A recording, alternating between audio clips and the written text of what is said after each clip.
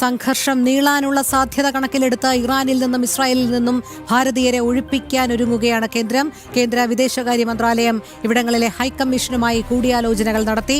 ഒഴിപ്പിക്കൽ ഉടനുണ്ടാകും എന്നാണ് സൂചന. ഡൽഹിയിൽ നിന്നും എസ് ശ്രീകാന്ത് ചേരുന്നു ഈ വാർത്തയുടെ വിവരങ്ങളുമായി.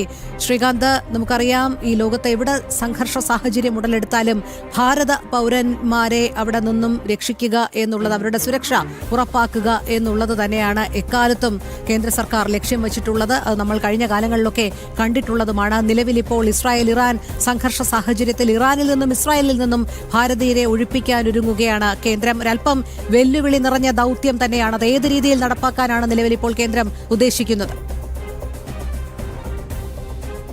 ഏറ്റവും പ്രധാനപ്പെട്ട കാര്യം, മുൻകാലങ്ങളിൽ ലോകത്ത് പല സ്ഥലങ്ങളിലും യുദ്ധം നടന്നിടത്തു നിന്നും ഇന്ത്യക്കാരെ വളരെ സുരക്ഷിതമായി തിരികെ നാട്ടിലേക്ക് എത്തിക്കാൻ ഈ രാജ്യത്തിന് സാധിച്ചിരുന്നു. കേന്ദ്ര സർക്കാർ നരേന്ദ്രമോദിയുടെ നേതൃത്വത്തിൽ അത് സാധ്യമാക്കിയെടുക്കുകയും ചെയ്തു. ഇപ്പോഴിതാ ഇറാനിലും ഇസ്രയേലിലും തുടർച്ചയായി ബോംബ് വർഷം നടക്കുമ്പോഴാണ് അവിടെ നിന്നും ഇന്ത്യക്കാരെ ഒഴിപ്പിക്കാനുള്ള ദൗത്യം ഏറ്റെടുത്തത്. അവിടുത്തെ എംബസി അതിനുള്ള പ്രവർത്തനം ആരംഭിച്ചു കഴിഞ്ഞു.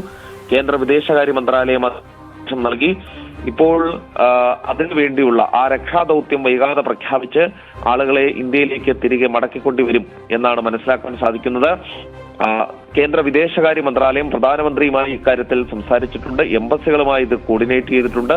യുദ്ധം ആരംഭിച്ചപ്പോൾ തന്നെ പുറത്തിറങ്ങരുതെന്നും സുരക്ഷിതമായ സ്ഥലത്തേക്ക് മാറണമെന്നും തുടർച്ചയായി എന്തെങ്കിലും കാര്യങ്ങൾക്കായി ബന്ധപ്പെടുന്നതിന് വേണ്ടിയുള്ള ടോൾ ഫ്രീ നമ്പറുകൾ നൽകിയും ഈ കേന്ദ്ര വിദേശകാര്യ മന്ത്രാലയം നമ്മുടെ ആളുകൾക്കൊപ്പം തന്നെ ഉണ്ടായിരുന്നു.